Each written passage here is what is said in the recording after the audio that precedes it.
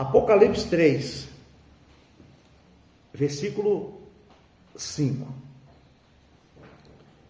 Diz assim: o que vencer será vestido de vestes brancas, e de maneira nenhuma riscarei o seu nome do livro da vida, e confessarei o seu nome diante de meu Pai e diante dos seus anjos. Amém?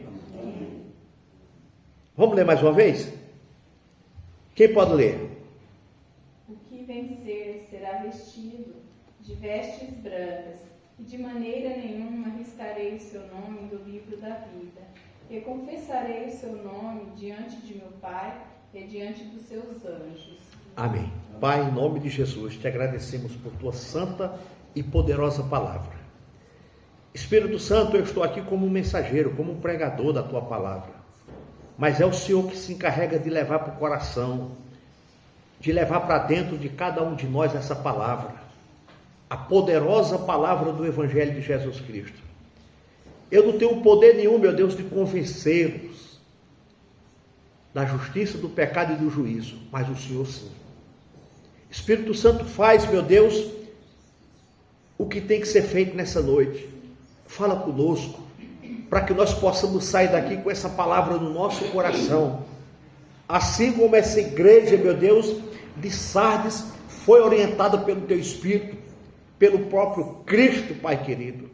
Em nome de Jesus Cristo, que o Senhor, meu Deus, nos abençoe de uma maneira especial, meu Pai, para que nós não venhamos esfriar como essa igreja em Sardes se manteve fria, distante do Senhor, mas que nós possamos, meu Deus, continuar com as nossas lâmpadas acesas, aguardando a tua vinda para a honra e glória do Senhor. Amém e amém. Pode sentar, irmãos. Glória a Deus.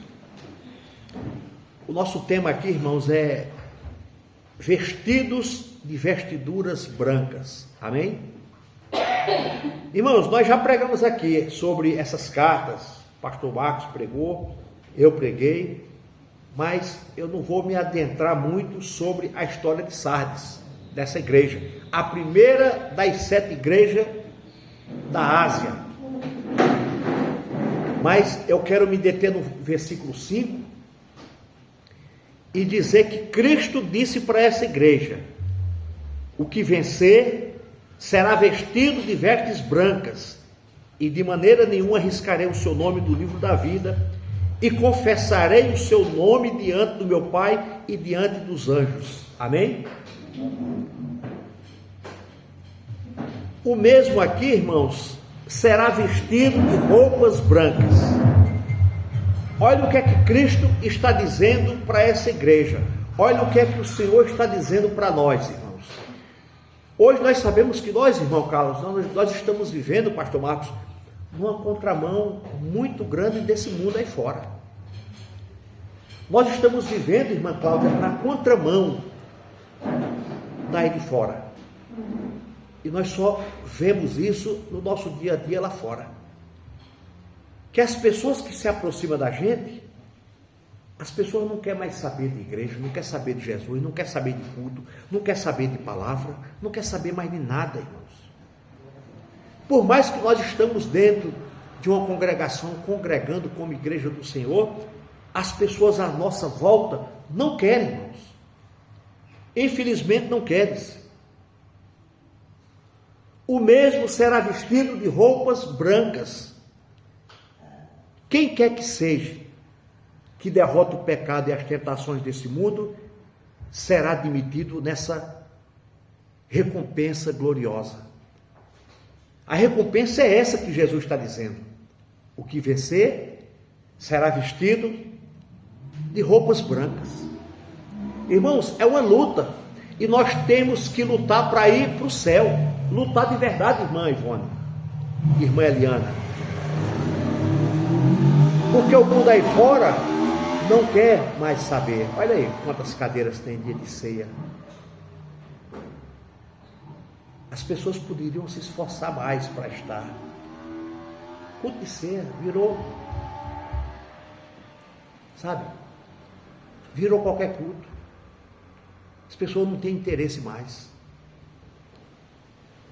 As pessoas não têm mais amor de congregar, da palavra, sabe?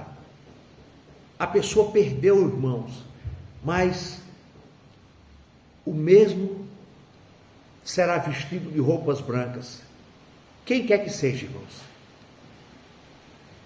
que derrotar o pecado, derrotar as tentações deste mundo que vivemos, será admitido nessa promessa que Jesus faz para nós nessa noite. Essa promessa que um dia estaremos com vestes brancas, resplandecentes, igreja, diante do nosso Senhor e Salvador Jesus Cristo. Mas é para poucos. Infelizmente, uma geração que está chegando que não sabe quem é Jesus, que não vai saber quem é Cristo. Vai chegar um momento que os teus netos vai perguntar para você: quem é Jesus, vô? Quem é Jesus, vó? Porque os pais não estão nem aí para trazer os filhos para a igreja. Os pais não vêm e não se preocupam com a educação e vida espiritual dos seus filhos.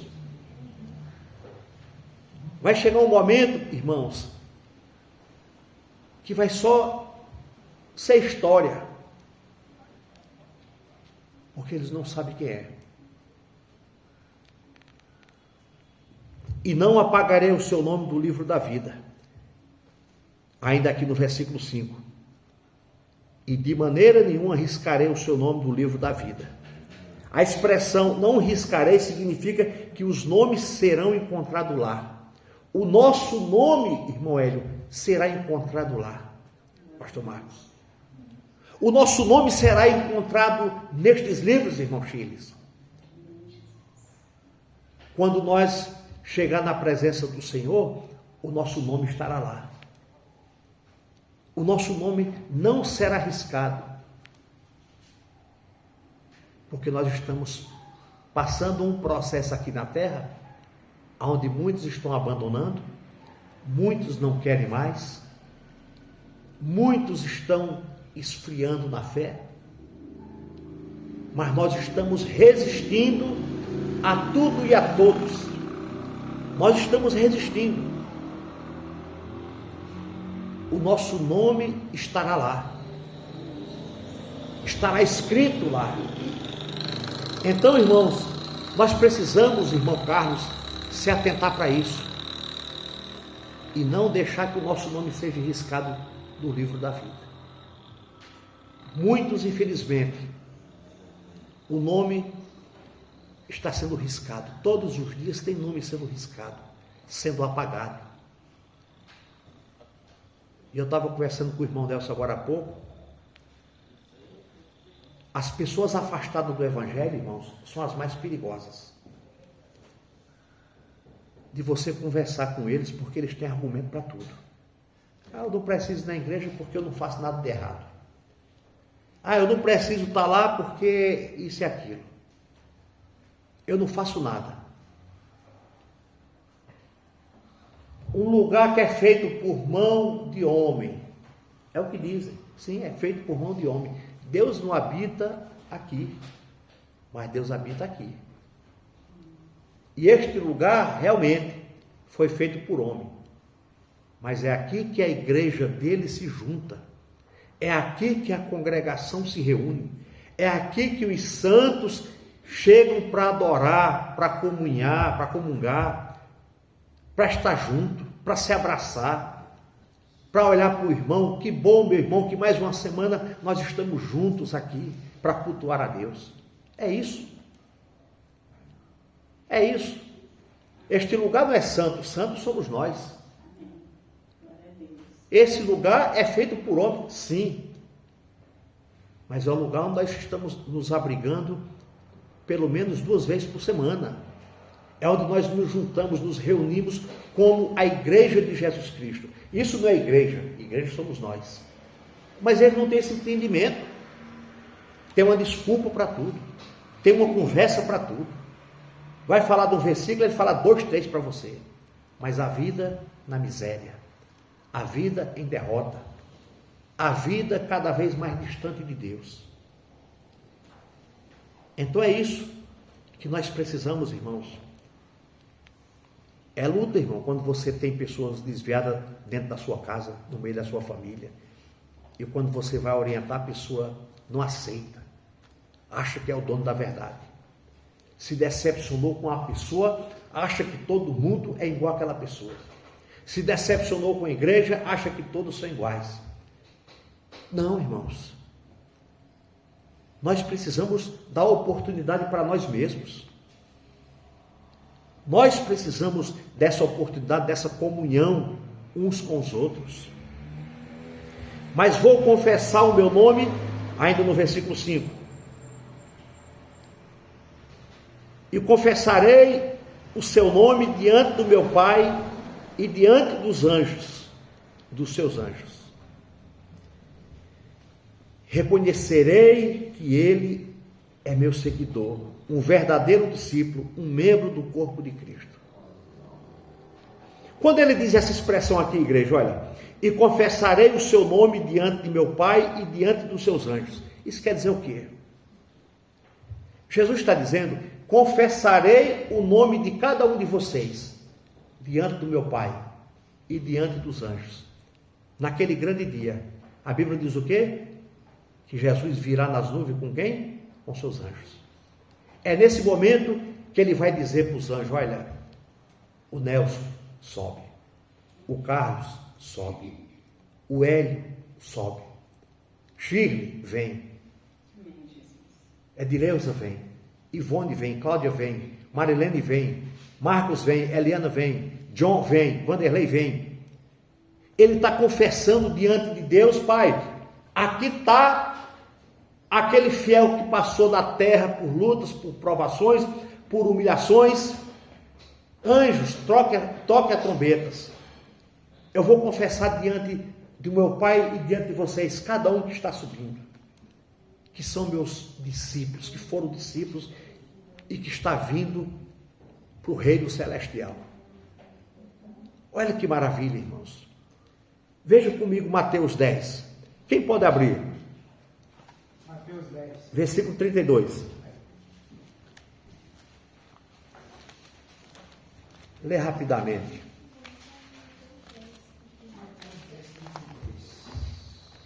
Portanto, todo aquele que me confessar diante dos homens, também eu o confessarei diante do meu Pai, que está nos céus. Pois é.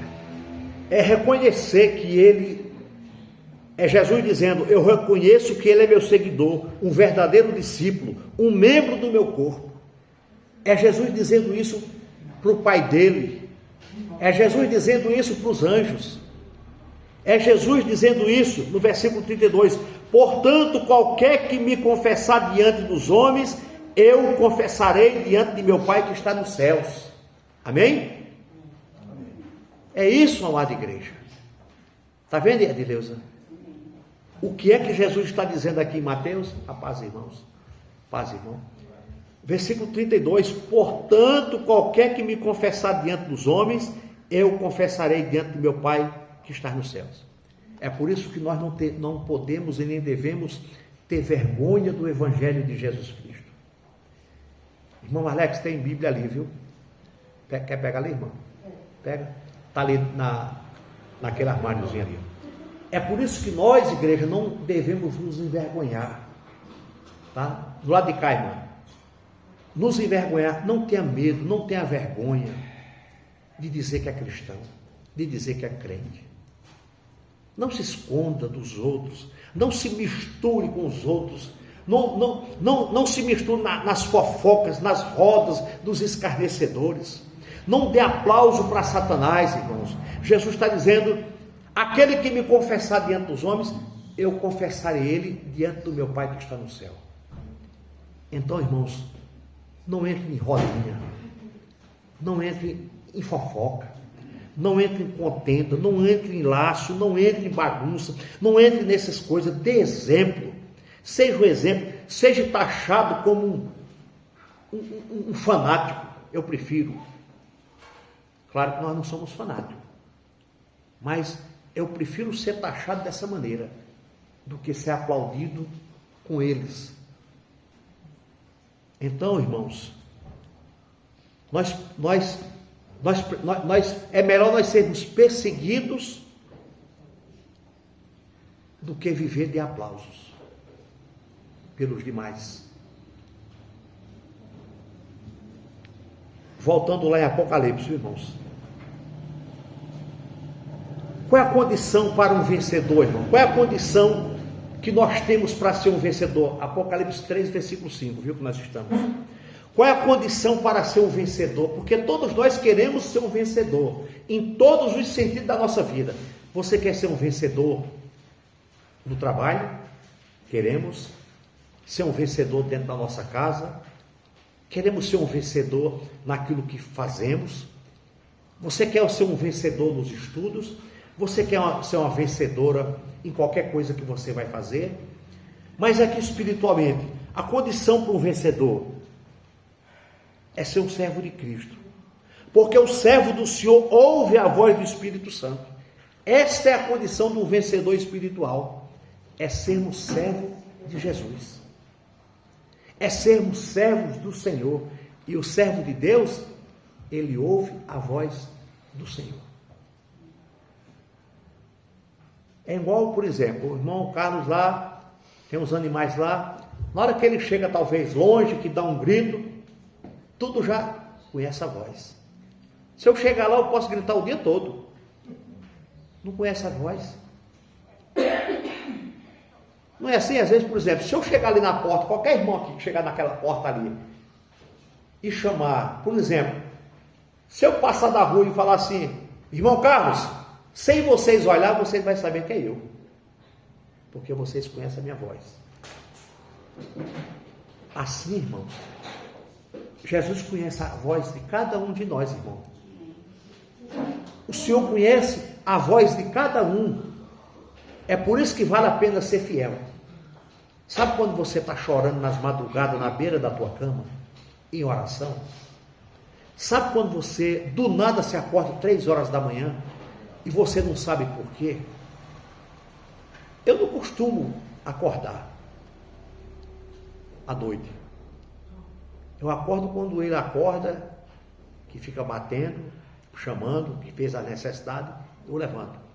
Mas caso contrário, eu só acordo quando o Espírito Santo chama. E essa madrugada ele me acordou. Acho que umas 3 e pouco da manhã. Eu levantei, dobrei meus joelhos. Fui lá para a sala, dobrei meus joelhos e fui falar com Deus. Porque Ele conhece a minha voz. Ele conhece a sua voz. A nossa voz é inconfundível para Deus. Tá? Então, irmãos, no dia que você perdeu o sono, converse um pouquinho com Deus. Sai da cama, levante, vá para o sofá, vá para a sala, ou até mesmo no quarto, no pé da cama. Procure um lugar e vá conversar com Ele, que Ele quer ouvir tua voz, Ele quer falar com você, Ele quer ouvir a tua voz. É um diálogo que nós temos com Deus. E eu falando com o Pai nessa madrugada, pedindo perdão, e falando, Senhor, eu não quero pedir nada, mas eu quero entender tudo isso que está acontecendo. Eu não me acordei 3 horas da manhã para te pedir uma promoção no trabalho. Eu não acordei 3 horas da manhã para pedir qualquer coisa. Senhor, me orienta, me mostra, me revela, sabe? Às vezes, irmãos, nós precisamos disso. Mas sempre nas nossas orações é aquela oração para pedir. Nós não precisamos pedir, Ele já sabe. Eu até falei assim, Senhor, será que é pecado, Pai? Eu pedi. Será que eu estou pecando? Ao invés de eu pedir, porque eu não vou te adorar, porque eu não vou falar com o Senhor, eu quero conhecer o Senhor, eu quero ter intimidade com o Senhor. Porque a Bíblia diz que antes de nós pedir, Ele já sabe. Ele já sabe o que nós precisamos. Ele já sabe o que eu preciso. Ele sabe o que nós precisamos. Então, em vez de nós se acordar 3 horas da manhã, eu vou orar. Mas você vai pedir. Você vai só pedir, só pedir. Às vezes não tem nenhuma palavra de adoração. Às vezes não tem nenhuma palavra de amor. Às vezes não tem nenhuma palavra. Às vezes nós falamos mais para os nossos cônjuges que amamos do que para Deus. Mas às vezes nós despertamos de madrugada, eu vou orar. Mas vai orar para pedir. Senhor, eu quero me aposentar. Senhor, eu quero ser curado. Não que isso seja pecado. Mas em vez de nós pedir isso, por que nós não vamos falar, Senhor, eu quero te conhecer. Eu quero ser uma fortaleza diante desse mundo aí fora. Me reveste de toda a tua armadura para me enfrentar os dias maus. Eu quero ser instrumento, meu Deus, lá no meu trabalho. Eu quero ser luz no meio da escuridão. Me ajuda a ser avivado. Me ajuda a andar em novidade de vida. Aí nós nos acordamos 3 horas da manhã. Oh Senhor, cura essa enfermidade. Abre, meu Deus, aquele emprego. Me dá aquela porta de emprego. Me dá não sei o quê. Você está entendendo? Então, é uma rotina que acontece na nossa vida. Aí Deus só falta falar assim para você. Eu já sei que você precisa disso. Eu já sei as tuas necessidades. Eu estou agindo para que isso aconteça. Mas eu quero que você me conheça. Eu quero que você sinta a minha presença. Eu quero habitar dentro de você com autoridade, ousadia, poder, unção e graça. Eu quero te usar lá no trabalho, para que aquelas portas que você pede se abram. É isso, igreja, que nós temos que fazer. É isso que nós temos que ser. Nós não podemos ser fracos espirituais. Nós temos que ser ousados. Está passando uma série muito boa na Record, Paulo Apóstolo. Assista, irmãos. Em vez de assistir outra coisa, assista o Paulo. Nós temos conhecimento bíblico, mas sabe o que está acontecendo ali? E passa muita coisa bíblica, versículos bíblicos. Está lá, irmão, está lá para a gente se alimentar e começar a entender aquilo que nós estamos lendo. A irmã deve estar assistindo. Acabou, pastor. Já acabou. Acabou ontem, né? Pronto, agora vai começar Jó, bom também. Então, irmãos, assistam, irmãos.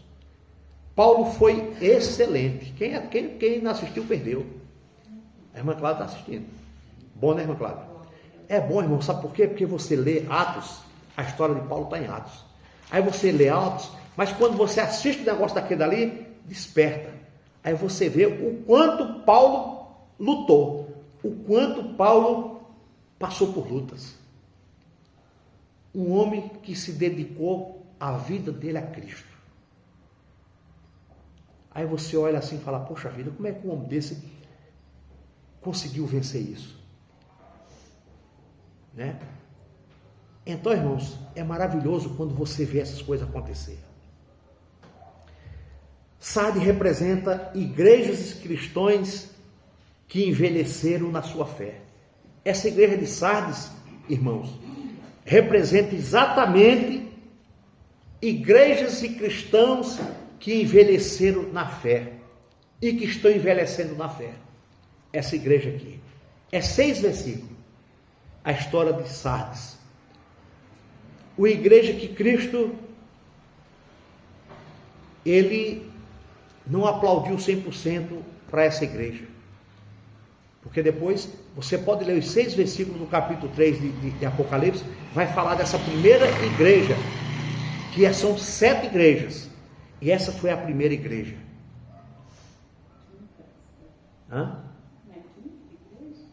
Quinta igreja, desculpe, irmã. A quinta igreja de Sardes, olha, tá vendo? Tá atento, né?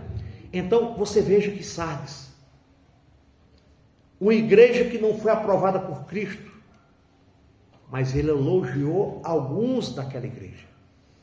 Ele elogiou.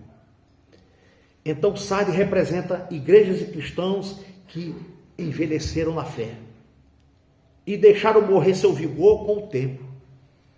Quantos estão morrendo Quantos estão abandonando a fé? Quantos estão deixando seus dons e vocações e talentos por nada? Quantos estão deixando de congregar a igreja? Quantos já não têm mais vigor de trabalhar na obra do Senhor? Eu sempre falo aqui, nós somos daquele tempo de ter visto muitos irmãos com caixinha de som debaixo de uma árvore, numa esquina, numa praça. Eu lembro quando eu cheguei aqui, nessa cidade, nesse lugar, há 25 anos atrás, aqui nessa esquina, sempre tinha evangelismo. Os irmãos paravam com guitarra, com violão, e cantavam, tocavam. Hoje você não vê mais ninguém fazer isso. Por quê? Estão envelhecendo a sua fé. Irmãos que estão envelhecendo a fé, deixando morrer o seu vigor. Deixando morrer o seu vigor. A alegria de fazer, a alegria de continuar fazendo, evangelizando, pregando, anunciando. Porque, irmãos, se nós não continuarmos fazendo isso, nós não vamos despertar no coração das pessoas. As pessoas não vêm mais. Você vê, nós temos famílias, familiares. Opa, obrigado. Opa, obrigado. Viu? Nós temos familiares que não servem a Cristo. Por mais que nós estamos vindo, por mais que eles estão vendo testemunhos das nossas vidas, por mais, eu sempre falo aqui do irmão Nelson. O irmão Nelson é um exemplo bem recente, que ele mesmo já falou, que era um homem que bebia demais. Bebia mais do que a fábrica que faz a 51. Era, irmão. Está aí atrás de você, irmão. Servindo a Cristo. Servindo a Jesus.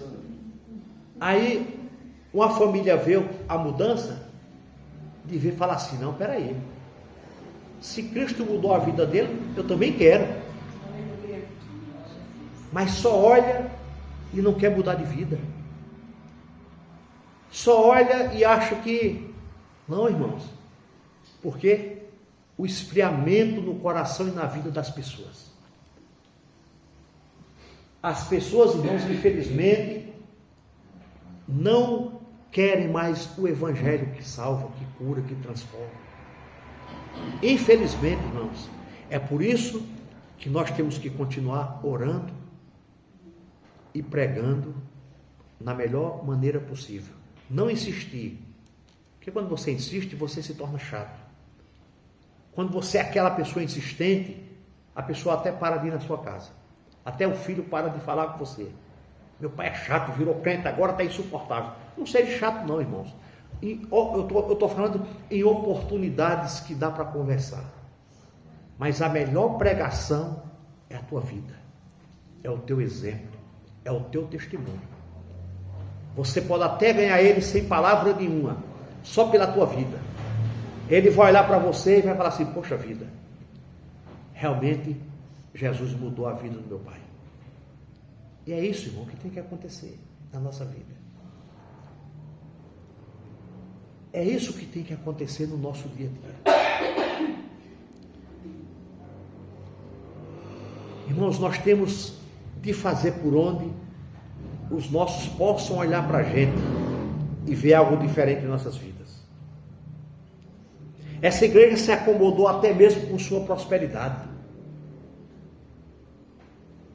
Essa igreja, e devemos ser como os poucos remanescentes de Sardes. Olha o versículo 4, quem pode ler o versículo 4 aí? Mas também tem em Sardes algumas poucas pessoas que não contaminaram suas vestes, e comigo andarão vestidas de branco, porquanto são dignas disso. Devemos, irmãos, ser como esses poucos que ainda resistiram ao pecado, às lutas, tentações e provas. Poucos. Não é assim que o versículo 4 está dizendo? Mas também tens em Sardes algumas poucas pessoas que não contaminaram suas vestes e comigo andarão vestidas de branco, porquanto são dignas disso. Digna de quê? O versículo 5 diz. Quem leu 5? Nós já lemos. Quem lê? Elas são dignas disso. O que vencer será vestido de vestes brancas e de maneira. Escreverei o seu nome no livro da vida e confessarei o seu nome diante de meu Pai e diante dos seus anjos. Está vendo, irmãos, como vale a pena ainda permanecer dignamente servindo a Cristo? Não contaminando, não manchando suas vestes. Para que, no final do versículo 4 diz: andarão vestidas de branco, porquanto são dignas de quê? No 5, o que vencer será vestido de vestes brancas e de maneira nenhuma riscarei o seu nome do livro da vida. É essa promessa que Cristo tem para nós. Vale a pena, irmãos, ainda ter um remanescente que está lutando para morar no céu. Nós precisamos disso, irmão Francisco. Nós precisamos disso, igreja. Precisamos, irmãos, ainda vencer o pecado. Nós não podemos ser crentes só dentro de 4 paredes, quando nos juntamos aos domingos. Não, irmãos. Hoje tivemos uma comunhão maravilhosa. Eu peço até perdão para o irmão que eu tive que me ausentar cedo. Nós não tivemos tempo de bater aquele papo, conversar. Devido o culto hoje, ceia do Senhor, então foi uma correria. Mas não vai faltar oportunidade para a gente passar a tarde junto, entrar pela noite, orar e cantar e louvar, e tocar um violão, tocar um teclado, louvar o Senhor, em nome de Jesus. Ali foi só uma preliminar. Tá? Mas, irmãos, vamos fazer como esses poucos. Eu sempre falo, irmãos, olha, nós somos poucos, mas os poucos que nós somos, vamos andar de vestes brancas, vamos andar em santidade, em novidade de vida. Eu não almejo, irmão Francisco, uma igreja lotada de gente, não. Eu não almejo, não. Se for tudo santo, amém. Lotada para dar trabalho, irmãos? Não. Eu prefiro ter meia dúzia de pessoas que estão compreendendo o Evangelho, de que ter 100 que não querem compreender, não deixam o Evangelho entrar e dá trabalho para todo mundo. É terrível. Você lembra aquele pai de família que tem 3, 4 filhos? 3 dá trabalho, 1 é uma benção. Não tem assim? A mesma coisa dentro de uma igreja. Será se o pai deserdou 3 e amou 1? Não. A educação que o pai deu foi para os 4. O amor que o pai deu foi para os 4. Mas por que 3 virou a cabeça? Assim é na igreja. O pastor está pregando, está ensinando, está mostrando, você está com a Bíblia aberta, você está vendo o versículo, você está sendo instruído, mas saiu, não desceu. Não quer, irmão. Como é que você não aceita uma palavra que você está lendo? Como é que você não aceita um texto que você está lendo ele junto com a igreja? E a palavra está dizendo. Olha o que a palavra está dizendo no versículo 4. Mas também tem em Sardes algumas poucas pessoas que não contaminaram suas vestes e comigo andarão vestidas de branco, porquanto são dignas disso. Olha, irmãos. Aí o versículo 5 ele diz assim: o que vencer será vestido de vestes brancas. Ao que vencer. Isso não incomoda a gente? Para ser um vencedor? Ou nós queremos só ser vencedor na nossa vida neste mundo? Não, eu quero ser um vencedor financeiramente. Eu quero andar com um carro de 300 mil. Eu quero ter uma casa de 2 milhões de reais. Eu quero ser um vencedor. Eu vou mostrar para todos que eu posso. Seria bom se nós vencêssemos nessa vida, mas não contaminasse a nossa vestidura, Eu não estou dizendo que é pecado você almejar coisas boas. Pecado é quando você almeja lá e esquece cá. Isso é pecado. Mas quando você está lá, almejando, dar um conforto para a sua família, dar dignidade para a sua família, mas que você não contaminou as suas vestes, aí ó, show de bola. Aí você será uma bênção, irmão. Aí você será abençoado. Mas Jesus está dizendo aqui no versículo 5, o que vencer é só para quem vence, irmãos. Não é para quem quer, é para quem vence. Todo mundo quer. Todo mundo quer. Mas é aquele que vence. Vence o quê?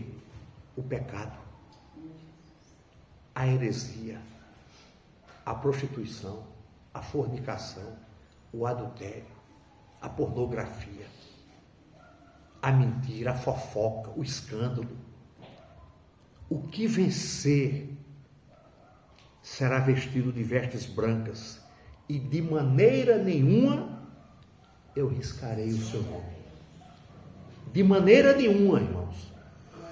Jesus está dizendo, de maneira nenhuma. Se você vencer, de maneira nenhuma, você vai ficar sem o seu prêmio.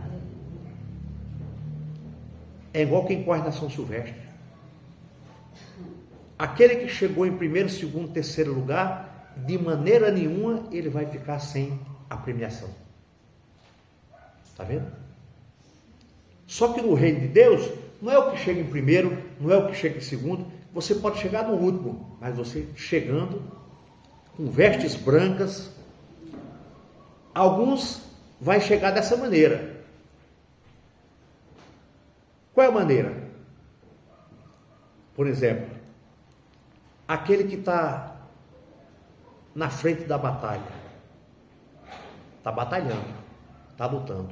Vamos dizer, deixa eu pegar o pastor da igreja, está ali, ensinando, encaminhando, orando pelo rebanho, passando lutas, muitas provas, muito isso e aquilo, as vestes brancas, vai chegar lá, vai ter um galardão.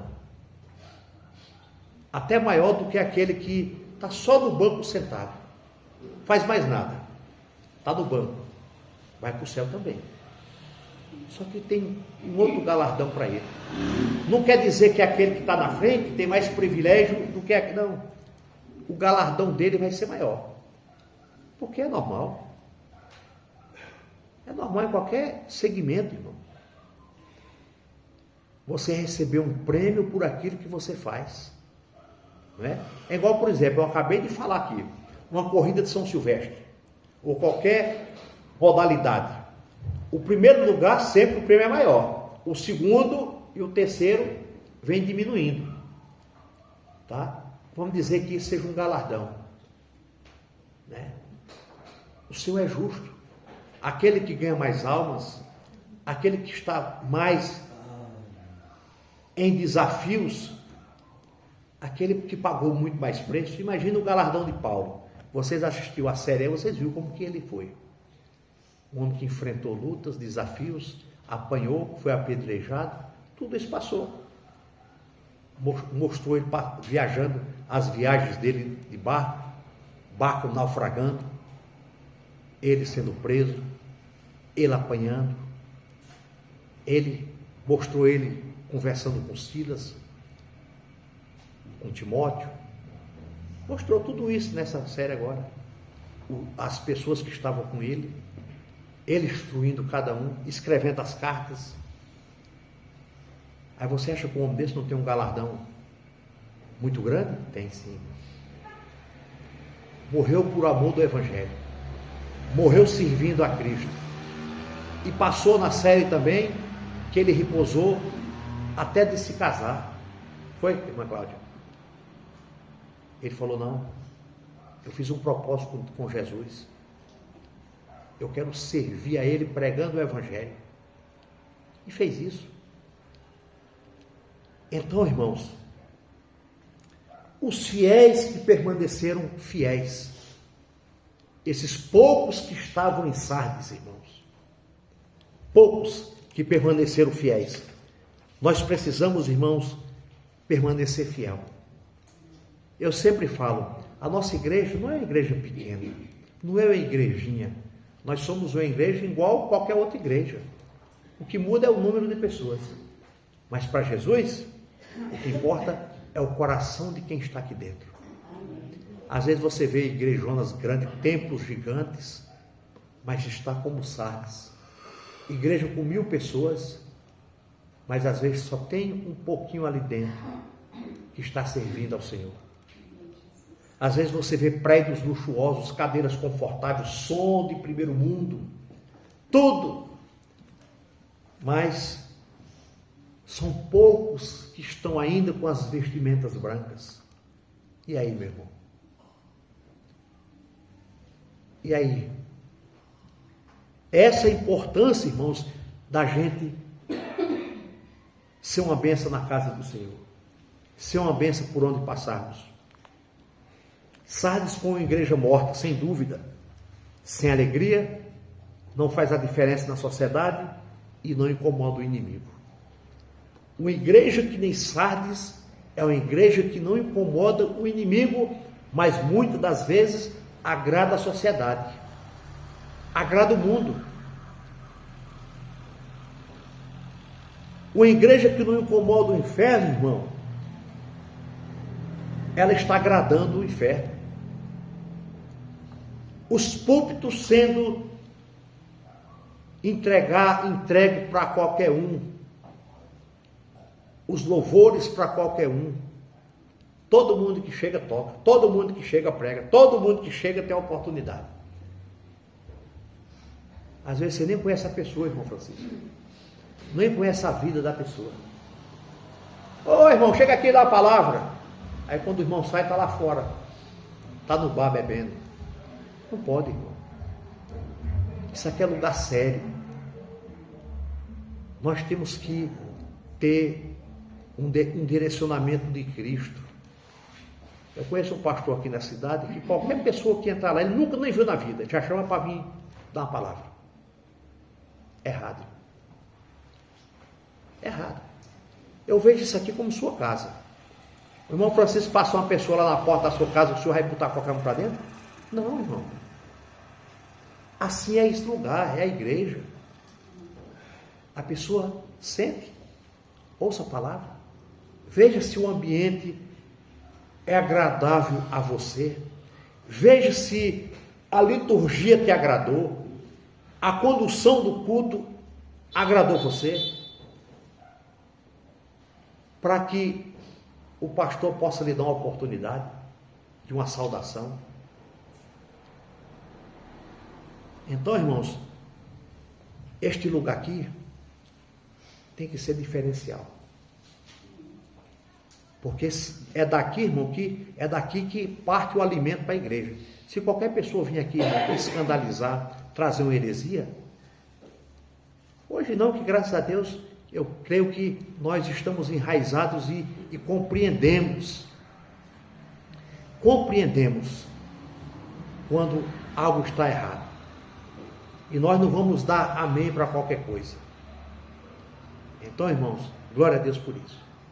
É por isso que nós temos que nos aprofundar nas Escrituras e entender que uma igreja morta e sem vida, sem alegria, ela não faz diferença na sociedade e não também incomoda o inimigo. E para incomodar o inimigo, não é a igreja que você vê gritando, pulando, falando em línguas estranhas. Isso não incomoda o inimigo. O que incomoda o inimigo é quando você é bíblico, é quando você tem o Espírito Santo na tua vida, é quando você é cheio de Deus na tua vida. Você, em momento nenhum, quando você pega as cartas de Paulo, você não vê Paulo com essa bagunça toda. Aí tem pessoas, irmãos, é isso que eu acabei de falar. Aí você pega o microfone, dá para uma pessoa, aí a pessoa, para dizer que é cheia de poder, aí começa com aquela rajada de línguas estranhas. Como diz, o homem tem poder. Aí eu pergunto, você entendeu alguma coisa? Você entendeu alguma coisa? Mas muitos acham que é isso. Línguas é alguma coisa como poder? Não, pelo contrário. Eu acho que eu já contei uma história aqui. Há 25 anos atrás, 26 anos atrás, eu era da Universal. E eu fui lá naquela da Santo Amaro, que eu morava lá em Santo Amaro, em São Paulo. Aí o bispo falou assim: quem é que fala em línguas estranhas aqui? Aí 200 pessoas levantou a mão. Vem aqui na frente. Vocês falam em línguas estranhas? São cheios do Espírito Santo? Amém. Aí pensou assim: o demônio que está enganando essas pessoas aqui, manifesta agora. Meu irmão, só via gente caindo, estribuchado, com a mão para trás, babando, chiando no chão, rebolando. Aí, cadê? É isso, irmão, nós temos que vigiar. Cuidado com esse negócio. Deus não se agrada desse tipo de coisa. Deus se agrada quando nós abrimos a palavra e nós ministramos a palavra. Tá? Porque falar línguas estranhas eu falo, mas para que eu vou falar? Tem algum intérprete aí para me falar? Para dizer que eu sou espiritual? Para dizer que eu sou melhor do que a irmã Marlex? Para dizer que eu sou melhor do que o irmão Carlos? Não, irmão. Quer falar línguas estranhas? Fala dele, sentadinho ali no teu quarto, ou na tua cadeira mesmo, em oração. Fala aí baixinho, você e Deus, porque só quem vai entender é Ele. Nem você entende, mas Ele conecta com você. Eu não estou dizendo que é errado você falar. Fala a Bíblia, né? Então, se quiser falar, irmãos, fale. Mas hoje nós temos algumas interpretações que muitos pentecostais, aonde ele diz que é línguas estranhas, não é língua estranha. Já parou para pensar nisso, irmão? Aonde muito diz que é língua estranha, é idioma. E nós, com o decorrer do tempo, nós fomos aprendendo isso. Idiomas. Tá? Isso fica para outro tempo. Irmãos, está aumentando o número de pessoas desigrejadas ou sem compromisso. Por quê? Porque muitos estão esfriando, como essa igreja de Sardes esfriou. Muitos esfriou, irmãos, nesse tempo. Muitos esfriaram a sua fé, o seu amor. E hoje o número de desigrejados, o número de pessoas que não têm compromisso mais com o reino de Deus, está cada vez mais aumentando. Demais. Pessoas hoje não têm mais compromisso. A igreja de Sardes tinha uma boa reputação diante dos homens e uma péssima reputação diante de Cristo. Para os homens ela era boa, mas para Cristo estava reprovada. Porque a Bíblia diz que tinha um pouquinho de pessoas ali que ainda continuavam fiel, que não mancharam suas vestimentas. A igreja tinha falhado em ser sal, luz, através do qual o evangelho brilha para o mundo. E nós não podemos, irmãos, falhar nessa missão de ser sal, de ser luz na escuridão para as pessoas. A igreja não pode falhar, não importa o tamanho dela. Se ela tem 2 pessoas, se ela tem 3, se ela tem 4, ou se ela tem 1000 pessoas. Ela não pode falhar de ser sal e ser luz no mundo. O evangelho tem que ser pregado, tem que ser anunciado. Aonde? Aonde você for. É no teu trabalho, é na escola, é na rua, é em qualquer lugar. E como é que você prega? Com a Bíblia o tempo todo debaixo do braço, correndo na rua? Não. É com a tua vida. É com o teu testemunho. Sardes tinha falhado em ser igreja. Sardes, irmãos, eles falharam em ser igreja. E nós não podemos falhar em sermos igreja, em termos a doutrina de Jesus Cristo, em pregar o evangelho em tempo e fora de tempo. Nós não podemos falhar, irmão Francisco, como igreja do Senhor. Pastor Marcos, irmão Hélio, irmãos, Nelson. Nós não podemos falhar como Sardes falhou. Aonde Jesus vai falar assim: poxa vida, lá em Cosmópolis, na IBC, só tem 2, 3 pessoas que ainda estão com vestes brancas. E os demais contaminaram suas vestes. Não, irmãos, precisamos manter o foco, manter a esperança e não desistir da cruz. e permanecer fiel ao Senhor Jesus Cristo. A igreja precisava ser renovada a cada dia para não deixar morrer o seu amor. Nós não podemos deixar de morrer, irmãos, o amor pelo Evangelho, pela palavra, pela oração, pelo jejum, por busca do Senhor e busca do Espírito Santo todos os dias. Acorde nas madrugadas, mas busque o Senhor de todo o teu coração. Em vez de você pedir, louve ao Senhor, agradeça pelo dia, agradeça por aquele momento, agradeça porque Ele te levantou de madrugada para você orar.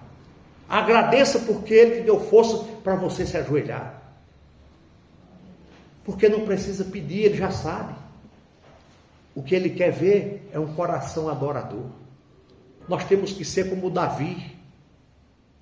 Nós temos que ter a prática da adoração, irmãos.